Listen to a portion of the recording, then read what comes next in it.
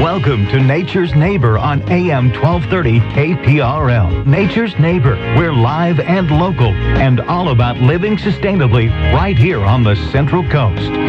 Good afternoon, Central Coast. This is your host, Melanie Blankenship, sitting in KPRL studio with my boy, Chad Stevens, ready to ask questions, answer the phones for all those gardening, food, farming questions that are going on out there.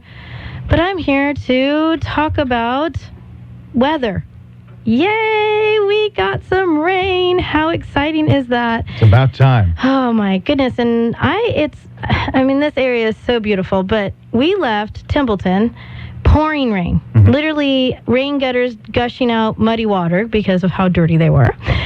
And to come to Paso with that broken up skies, and certain areas in Paso are getting those little thunderstormy kind of things, but it's warmer here than it is in Templeton, and literally just drove, 10 minutes to get here?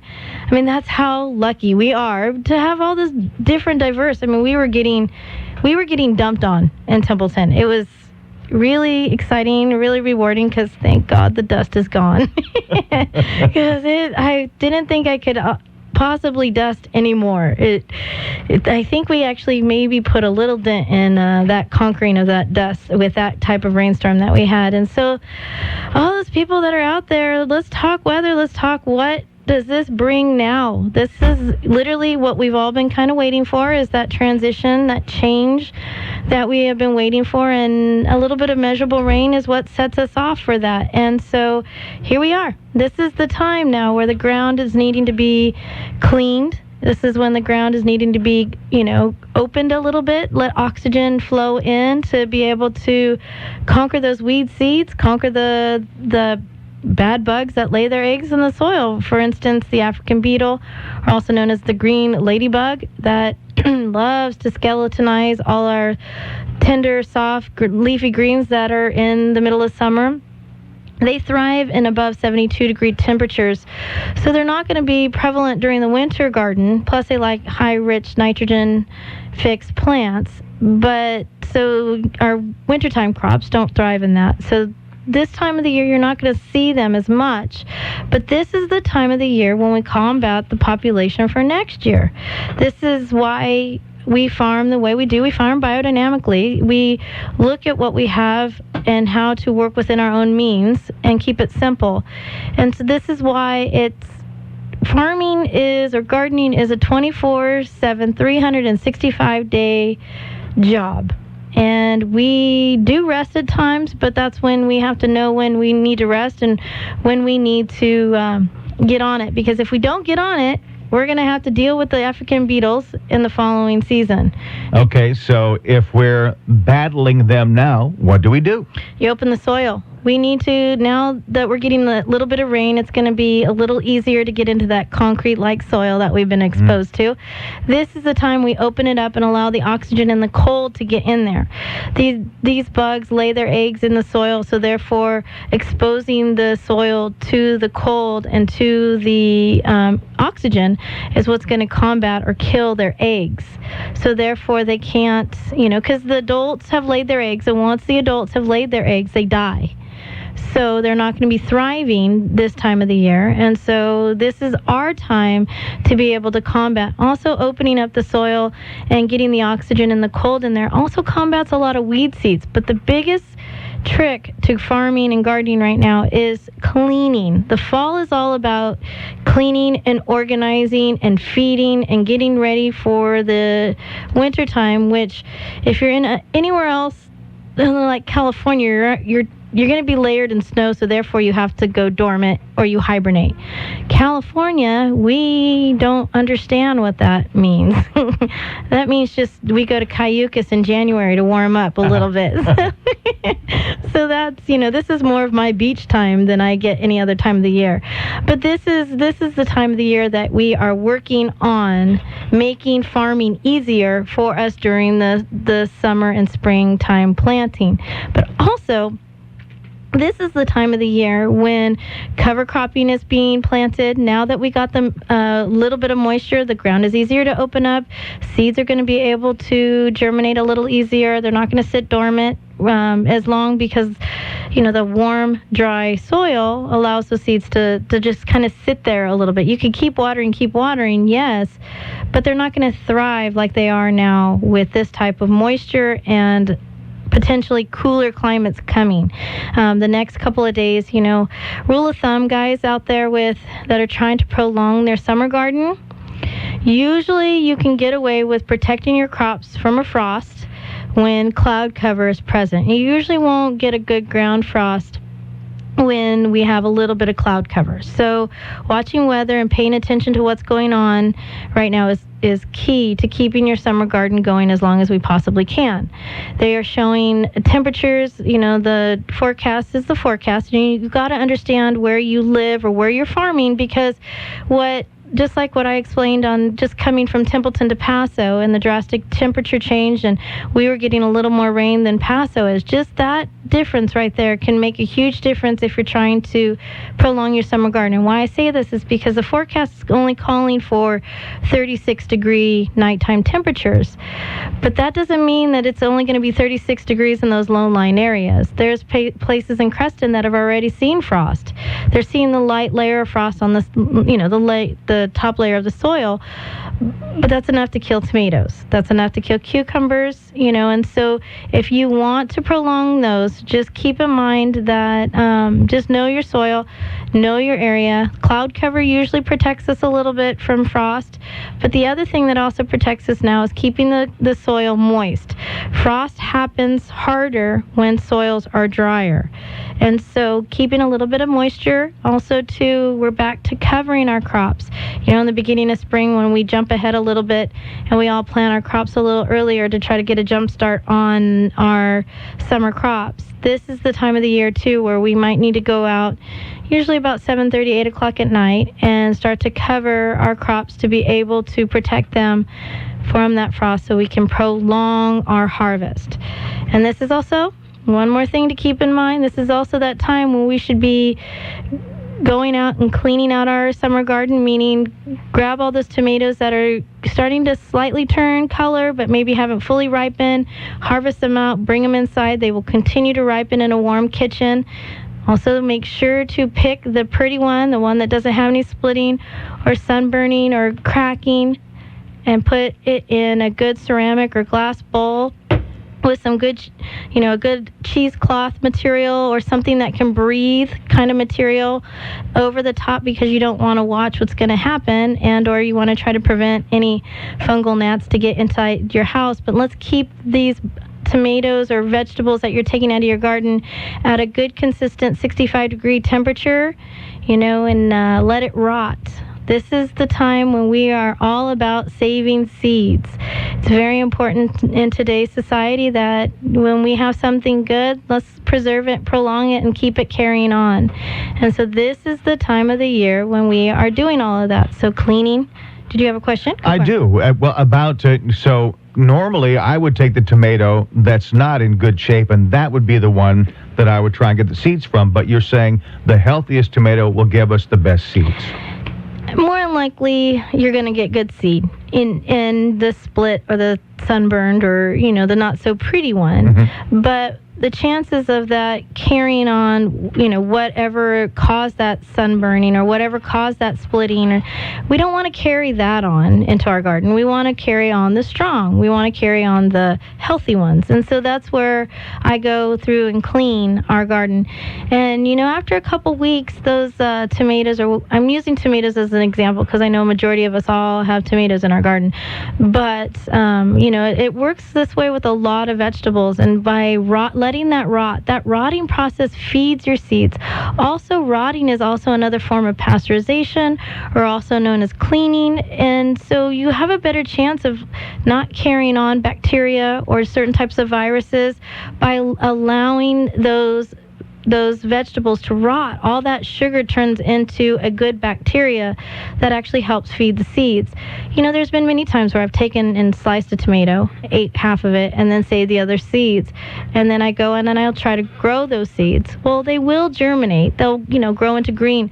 But I don't get a really good production of fruiting from them. They weren't strong enough to actually fruit. And also I have seen some bacteria transfer that way as well, where when I let it completely completely rot and let it go through the hairy green and good smelling and and those little flies that are flying around, that is not a bad bug. It's fungal gnat is what it is, and they're feeding on the fungus and they're keeping the fungus going, and it's all in the sense of a system and a cycle, and everybody's kind of surviving off each other and feeding each other and letting the composting happen.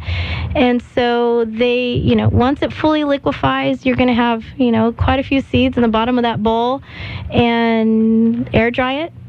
Put it in paper and keep it at an even temperature and save it for your next gardening season. And that is how we continue to carry it on.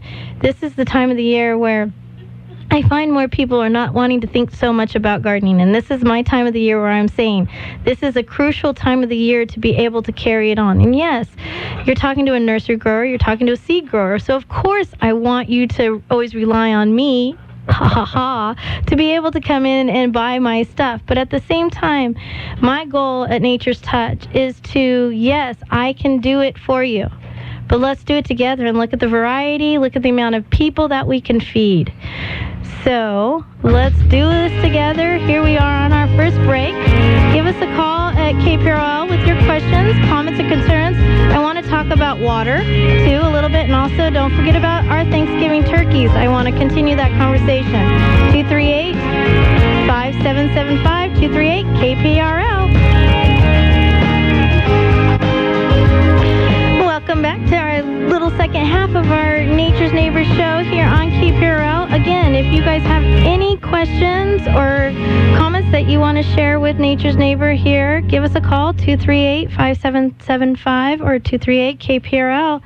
I am Melanie Blankenship, the owner of Nature's Touch Nursery and Harvest in beautiful downtown Templeton. And when we left off, I kind of threw out that this is going to be the last week, more likely, that we will probably have turkey deposits accepted.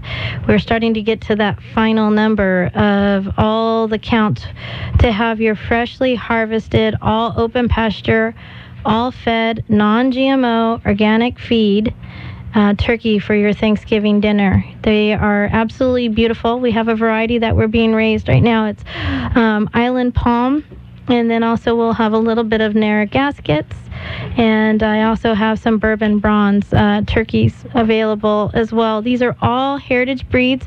What is a heritage breed? Heritage breed is a variety that has to date back at least 50 years or more with no change. It's a breed that you carry on because it's the stronger, it's the healthier, and it seems to thrive.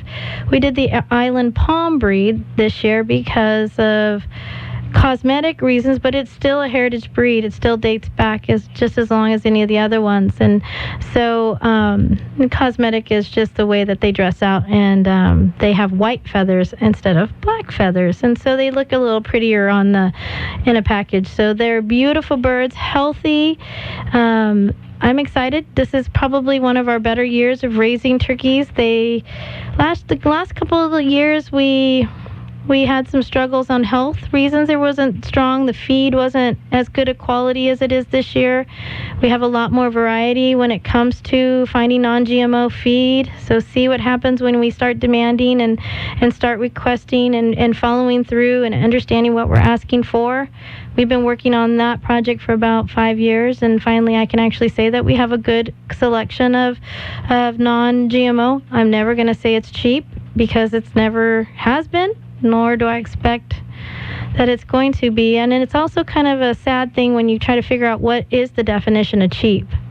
Yes, there's more, cheaper and pricing feeds available out there, but to know exactly what's in that bag of feed is more important to me than the price. I know I need to stay within a budget. I know how to continue the life form of this turkey and raise it quality, but I would rather have less amount, good quality, good health, transparency in our food than to not know what's really in our food. So that is how we raise these turkeys. They're all open pastured, meaning they're just free ranging, cruising around, being birds, and so they are, quality of life is what we're going to have for your Thanksgiving bird.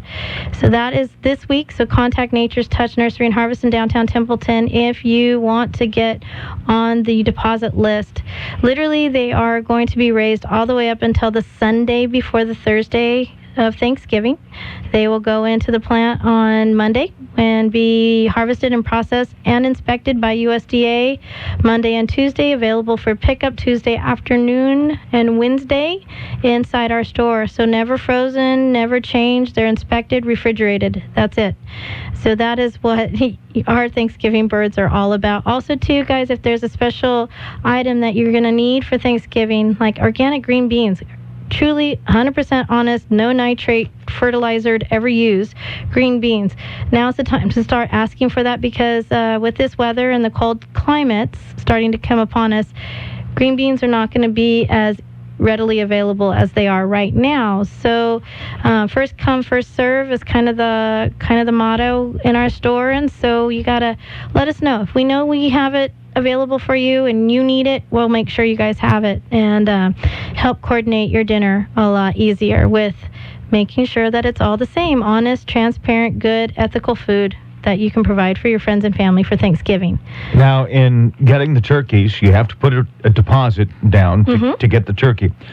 Can they do that online, or do they need to go into the store? They need to call us at area code 805, of course, 434-3062. You can always email me, nature'stouch@sbcglobal.net, and then we'll contact you by that, or just come into the store and put it down. Yes, we can take credit cards over the phone and do that transaction through that. So yes, you don't have to come into Templeton right this very second. And yes, I have a lady that's coming down to spend time with her family, and she's in Seattle, Washington. She called us and put a deposit down on her turkey to be able to feed her family a turkey from right here. So it's pretty exciting when that goes on. So yeah, you don't have to come into Templeton. Yeah, the phone call, email is the best way. We have a beautiful website, but it's not active enough to be able to do transactions over it. Plus, too, I want to be able to ask, what size approximately. We want to be able to accommodate, again, that same situation. First come, first serve. So the people that are asking for the more common sizes are going to be 14 to 16 pounds. That is a common size, so it's going to be going down the list. First come, first serve is how it's going to be. We're going to have quite a few birds, though, this year that are going to be in the 20 pound range. And, that's the fun part. I don't know very many people that can handle a 25 to 26 pound bird, so we actually harvested a little earlier. So we actually have a couple of those turkeys left that we're making a special deal on right now that we have harvested earlier, because if we would have waited out, they would have gotten 26 to 30 pounders. And you would have had leftovers till Christmas. Well, that, or you need a forklift to put it in your oven. So, that's what this warm, dry weather has brought, is these turkeys have just continued to grow and move and create muscle and create really healthy, beautiful meat. And so right now also, too, inside Nature's Touch, Nature's Food, which is my licensed kitchen and eatery in there, we're making turkey pot pies, we're making turkey soup, we're making hot turkey sandwiches, our style of hot turkey sandwiches.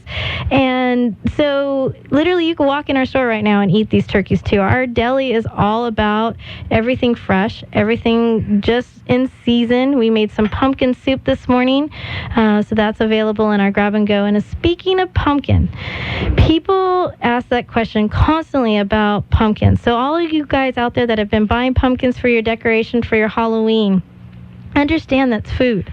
So please don't let it go to waste. Let's figure out how we can utilize that and eat that. If you haven't carved into it, understand that most pumpkins, or also known as winter squash, have at least a 9-month shelf life. So just remember, that is food too, the best source of potassium that you can get than anything else out there in the middle of winter. So there's a lot of nutrient-dense food inside that pumpkin. So please try not to waste it. Let's utilize it. But I also wanted to let you know that Home Ec Express is a company that is owned by my really good friend Jamie Umfenauer. She is putting on November 10th, she's putting on Beyond the pumpkin pie cooking class to be able to give you some varieties of how and what to do with those winter squashes.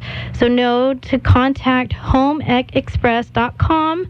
Get your tickets. The cooking class is going to be inside Nature's Touch and using all of our ingredients to do the cooking class. But it's awesome because how many people know that you can, just cut into your winter squash, scoop those seeds out raw if you wanted to, cube it out, stir fry that pumpkin. It's so good with a little bit of fresh thyme, olive oil, onions, and garlic. Serve that over brown rice or maybe a little sauteed greens.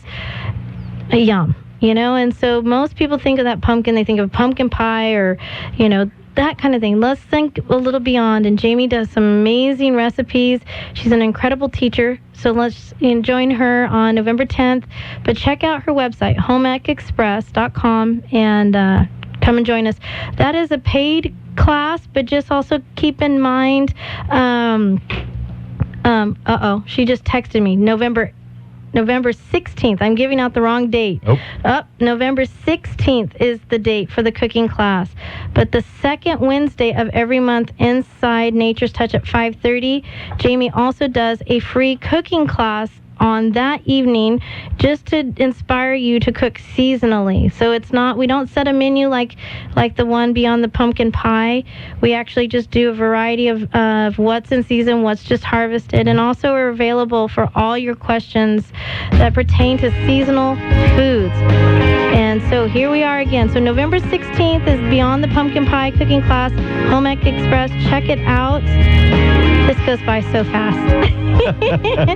So thank you so much for your continued support out there, you guys. Don't forget about your turkey deposits. Get out there and enjoy this beautiful weather that we just had. And clean, organize, and get ready for your fall crops. Yay. Thank you to the rain. All right. Have a very good week, you guys. Nature's Touch, 225 South Main Street in Templeton. You can give them a call at 434-3062. They're open Monday through Friday, 9 a.m. to 7 p.m., Saturdays 9 to 3, and Sunday from 10 to 3 p.m. Thanks for tuning in to Nature's Neighbor with Melanie Blankenship.